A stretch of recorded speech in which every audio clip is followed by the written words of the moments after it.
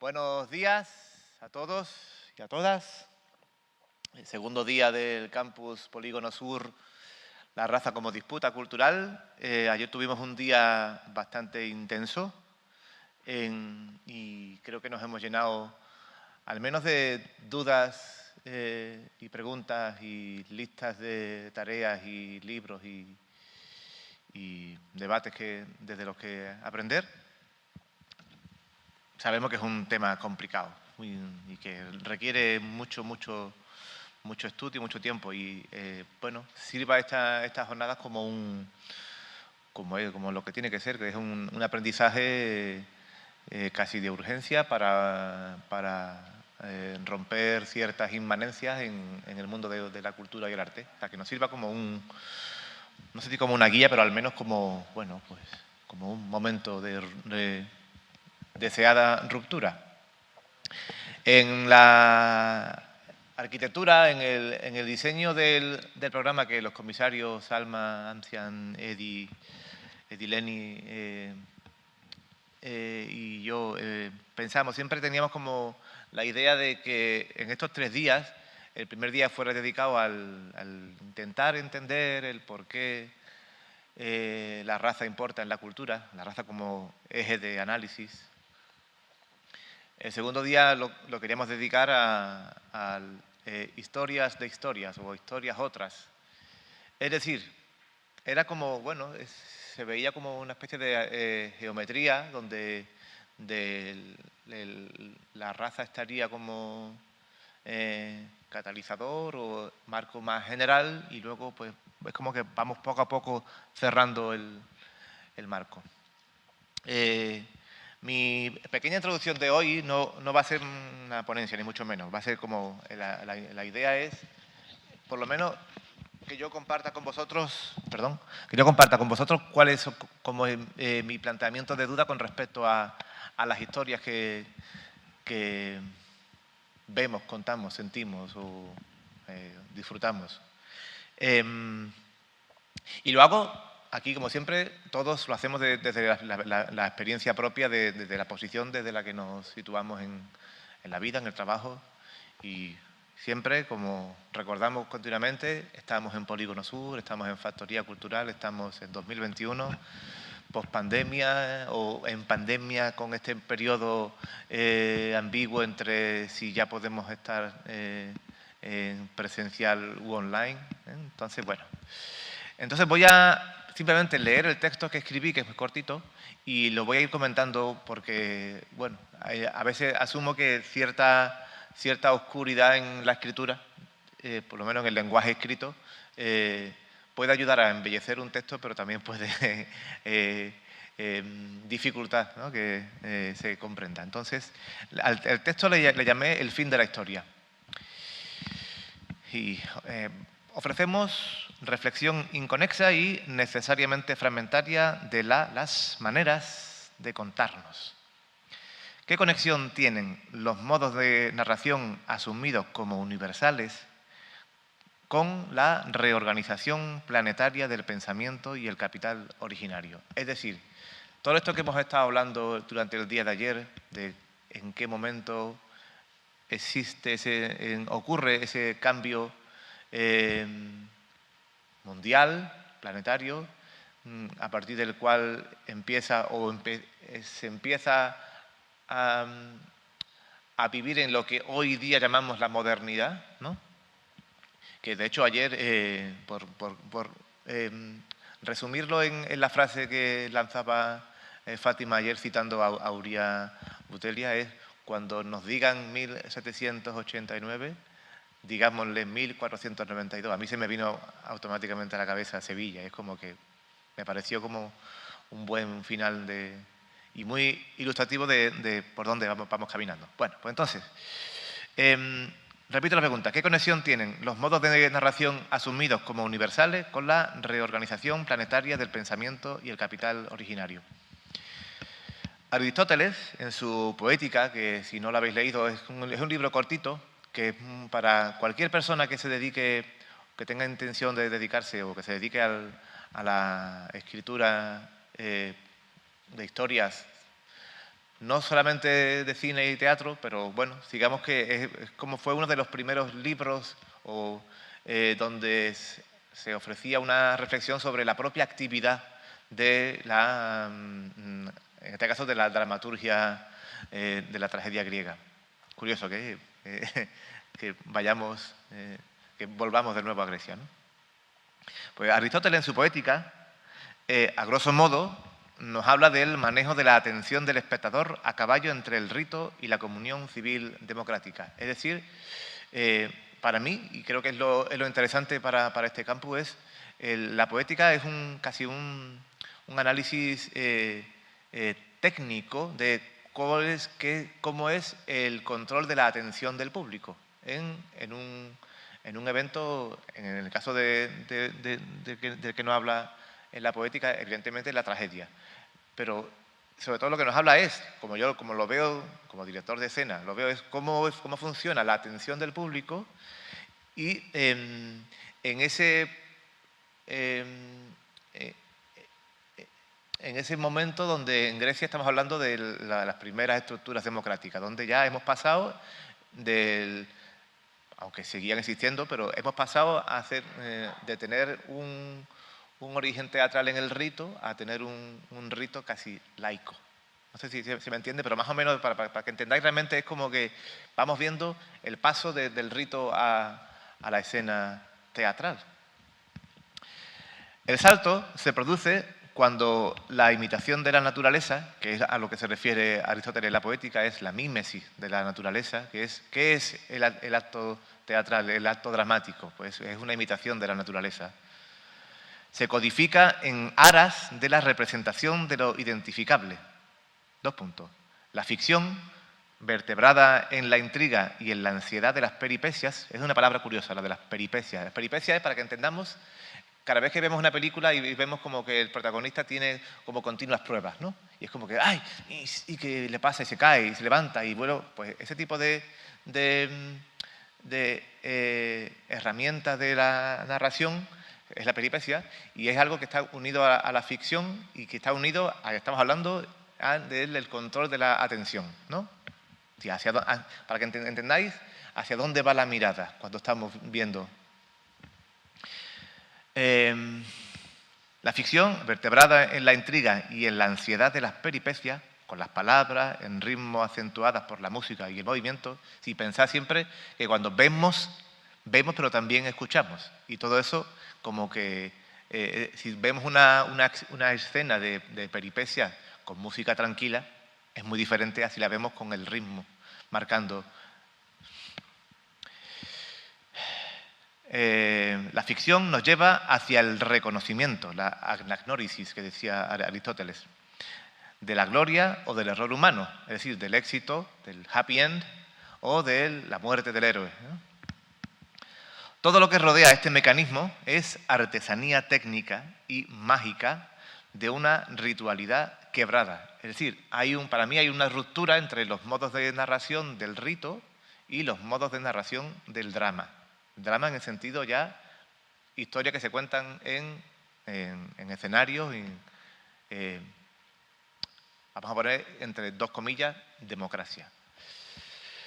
Ser el brujo de historias es conocer el secreto del encantador de serpientes.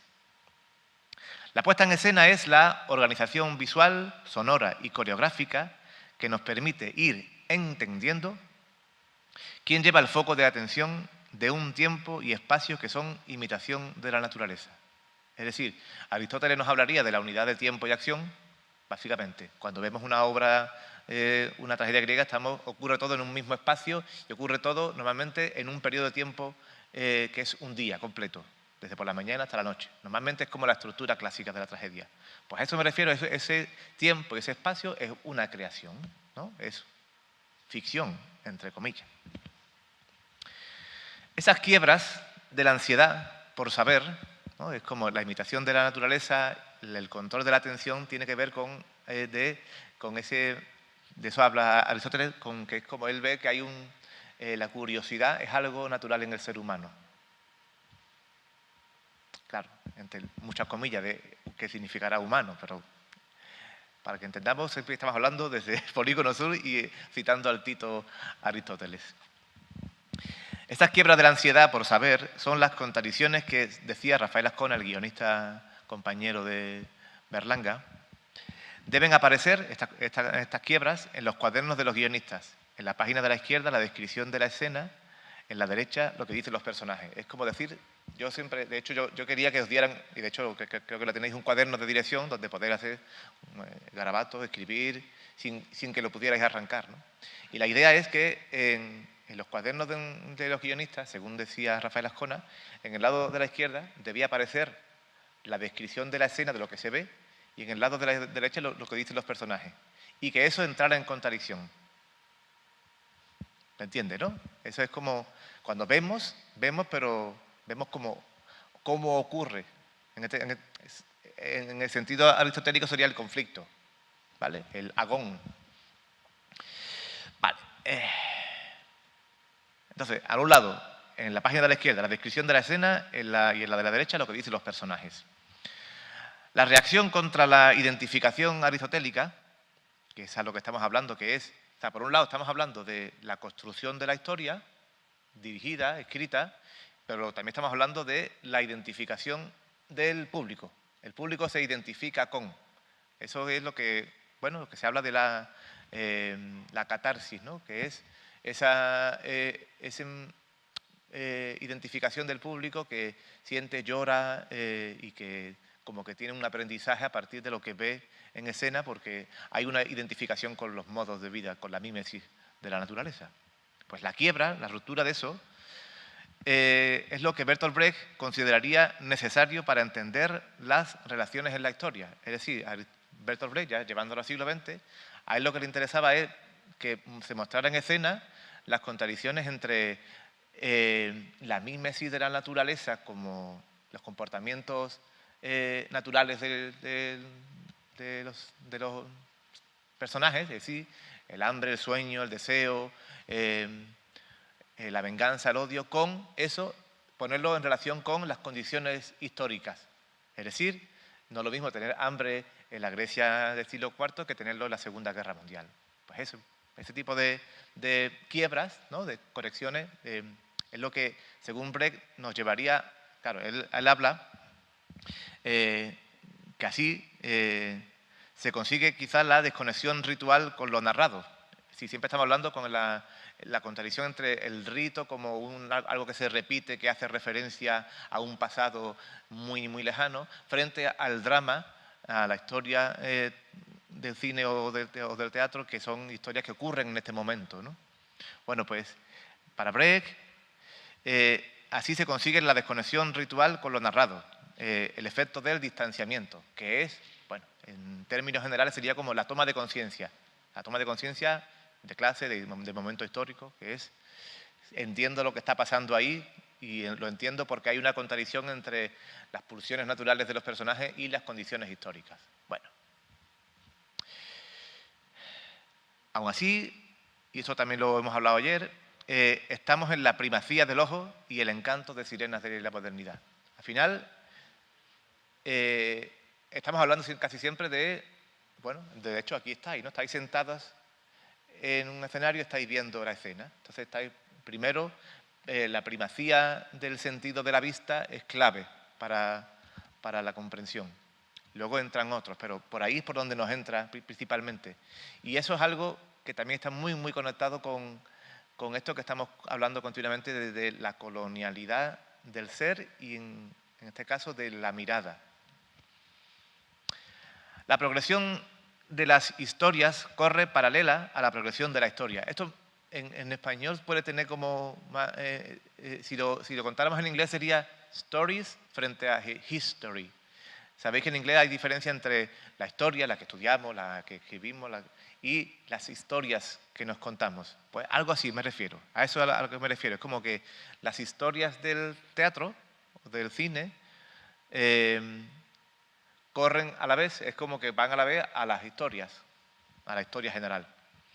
¿Dónde centrar lo que no está en el foco? Es decir, volviendo a lo que decíamos antes del foco de atención, ¿dónde lo colocamos? Que ahí está la clave. ¿Dónde ponemos el punto, dónde obligamos al espectador a mirar. Como director de escena, por ejemplo, os diré que el punto más importante de un escenario en una ficción teatral no es el centro, es el lado derecho.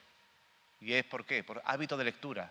Cuando leemos, leemos de izquierda a derecha. Entonces, como que... Luego es toda una coreografía, casi un ajedrez más bien, pero lo explico más que nada como pequeño detalle para que entendamos realmente cómo es la construcción de historia con la mirada. La clave está en la posición de quien maneja los hilos, cual Deus ex machina, de la reinterpretación eterna de los argumentos universales. El Deus ex machina, según Aristóteles, que para él era un recurso de los malos tragediógrafos, de los malos escritores de tragedias, que escribían las historias y cuando se veían como que se habían metido en un atolladero y del que no sabían salir, ¿no? Con respecto a las peripecias que le pasaban al personaje, es como que al final se acaba Dios, como que esto lo resuelve Zeus en su magnanimidad, ¿no? Pues, entonces aparecía al final de la obra, aparecía como en una grúa gigante, aparecía Dios saliendo del cielo, ¿no? Y bajando. Pues ese es el Deus ex machina. Pues lo uso como metáfora de la dirección, de la escritura, de lo que decíamos ayer de quién está detrás de la cámara, ¿no? Para que tengamos también en cuenta lo que ayer hablábamos de lo que está detrás de la cámara y lo que está delante de la cámara. Y realmente hoy lo pensé cuando venía para acá, estamos hablando realmente de entre lo que está detrás de la cámara y lo que está por delante de la cámara, en medio está la cámara. Entonces parece como que hoy vamos a hablar un poco de cómo funciona esa cámara, ¿no? Vuelvo. La clave está en la posición de quien maneja los hilos, cual Deus ex machinas, de la reinterpretación eterna de los argumentos universales. Del ego cónquiro al ego cogito y de ahí al ego narro. Todos hemos estudiado aquello yo pienso el ecosisto como uno de los ejes principales de la tradición del pensamiento occidental. La perspectiva, el giro decolonial nos ha enseñado que hay un paso previo a esa posición del ego cogito, del yo pienso, que es yo conquisto.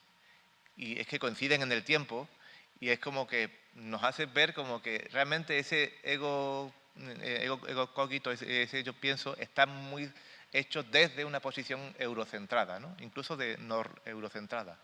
Pues a mí se me ocurrió que además, como consecuencia de ese paso previo del ego cónquero, del yo conquisto, que pasamos al yo pienso, luego tendríamos a la clave, que es yo narro, yo cuento. Y ahí es donde hablo de... Por eso necesitamos cuestionar realmente la posición de quien narra. Todas las historias, otras, y todos los tiempos, otros, tienen que adaptarse a la combinatoria laico-ritual que arrastramos desde la resignificación moderna de las historias posibles. ¿Existe de verdad una manera universal de contar? ¿Hay historias verdaderamente universales? Esto me viene... Hay un libro que se llama La semilla inmortal, que os lo recomiendo. Es un libro de como una especie de historia del cine y usa la mitología griega para contarnos como que hay una combinatoria limitada de historias posibles que contar. Es decir, en toda esta arquitectura dramatúrgica, en toda esta arquitectura de los guiones, hay como 20 combinaciones posibles, no hay más, que suelen coincidir, que coinciden además con los mitos más importantes de la antigüedad grecolatina, que es la que luego se recupera de forma interesada durante la modernidad. Perdón. Y que esa es la que nos hace entender cómo Pretty Woman, por ejemplo, no es más que una actualización de un mito griego y que las películas del oeste no son más que una actualización de la Odisea, ¿no? De la vuelta a casa. Es decir, como hay en este libro, que os lo recomiendo de verdad, o sea, nos ayuda a entender eso. Es como que existe ese número limitado de posibles combinaciones en las historias y que a mí, como duda, como director, como historiador, como investigador, se me plantea la duda de en qué momento hemos hecho esta conexión entre los modos de narración de la modernidad europea y estas historias que entendemos como que son historias universales.